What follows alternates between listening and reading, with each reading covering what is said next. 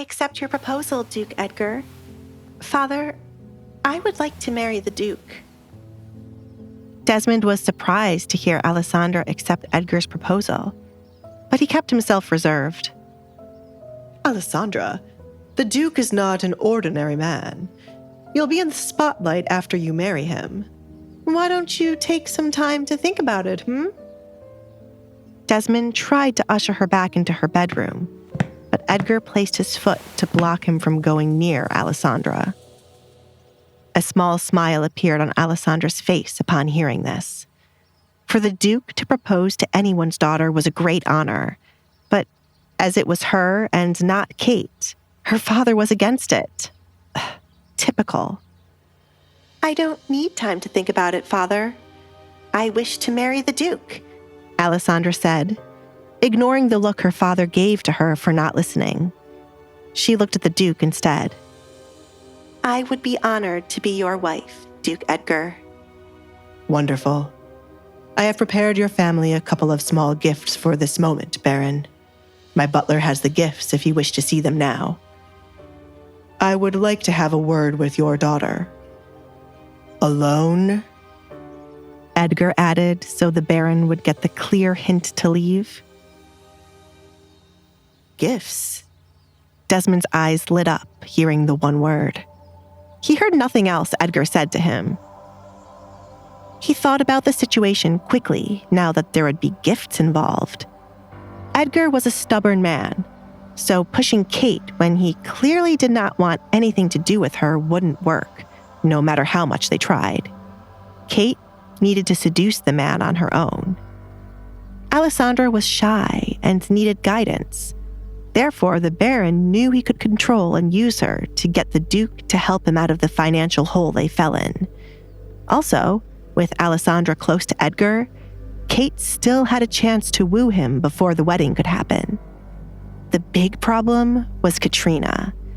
She might kill him if he allowed Allesandra to become Edgar's fiancée. He knew he had no choice but to keep pushing for Kate.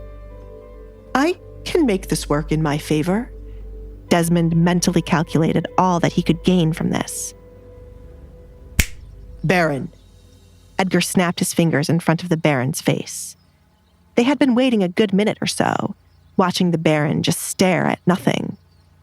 Duke Edgar, well, I am honored you have taken an interest in Allesandra. As her father, I know what is best for her, and I shall decline your proposal. Again, I suggest you consider my daughter Kate. Allesandra, would you be so kind to step into your room for a moment? Edgar said with a smile, but it was evident it didn't reach his eyes. Allesandra nodded, stepped back into the room, and closed the door. She jumped when there was a loud thud on the other side, like someone had run into her door. She didn't flinch the second time she heard the noise again. Is this the Duke's way of convincing someone? She asked herself. Her poor father must be trembling in fear. Why did she have to miss that sight? Allesandra, her father called, followed by a knock after. That fast, she muttered, opening the door to hear her father's decision. Allesandra watched Edgar fix the cuffs of his shirt, while her father looked distraught. He was here to ask for her hand in marriage, not cause a funeral. After some time to think, it would be wonderful if you could get married to Edgar. He wishes to speak with you, so I shall leave. Desmond ran off the first chance he got. His back was aching, thanks to Edgar lifting him up to throw him against the door. What did you do and say to him? Asked Allesandra. It had to be something damaging to make her father give up on pushing Kate as his wife. I am a man with a lot of information, and your father is a man with a handful of crimes in his pocket. I'll allow one of them to slip by this one time, but after we are officially married, I can't help it if he is investigated for them, said Edgar. Wow, was the only thing Allesandra could say.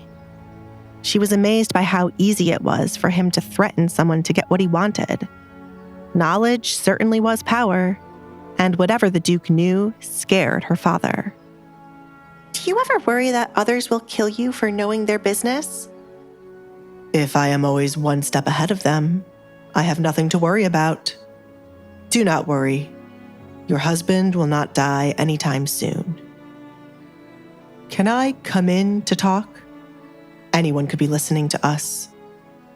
Edgar looked down the empty hall, but he knew looks could be deceiving. And sometimes walls had ears, thanks to secret places in homes. Oh, right. Allesandra stepped aside for him to come in.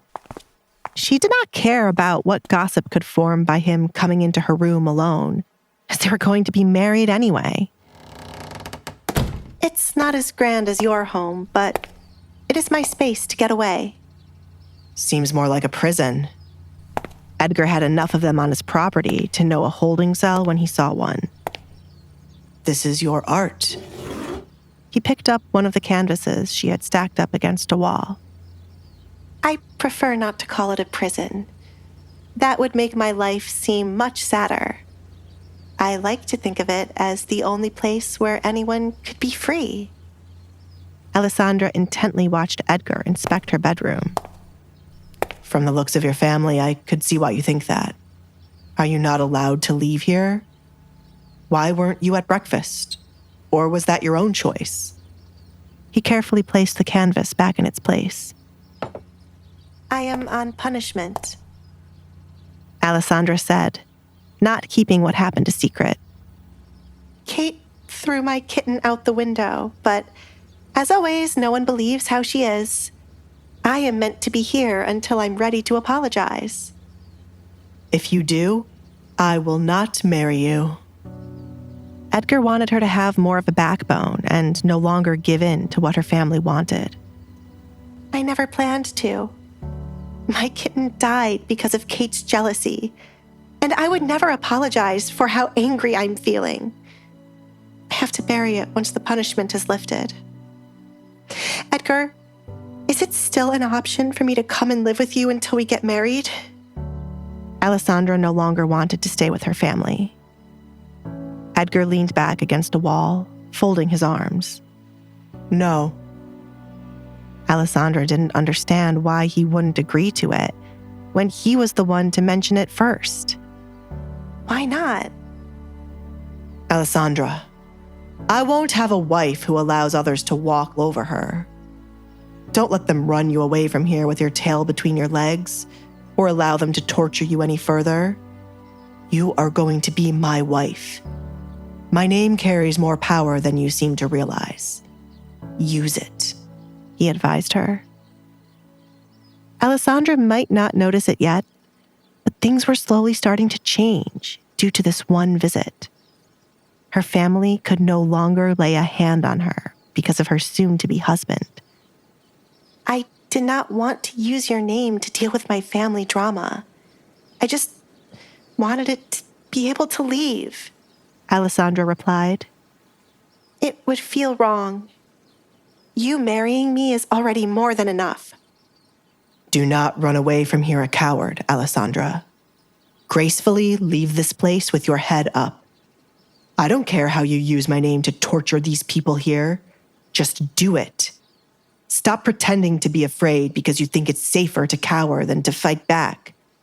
That act you do ends now. Don't you agree?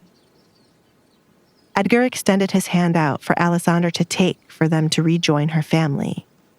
Start gaining that confidence you spoke of.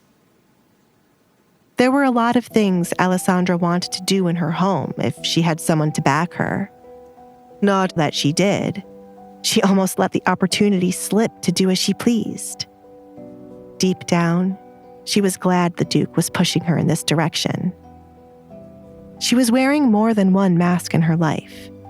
The physical one to hide her face, and the one she used to act timidly in front of her family. One of those masks had to come off today. Yes.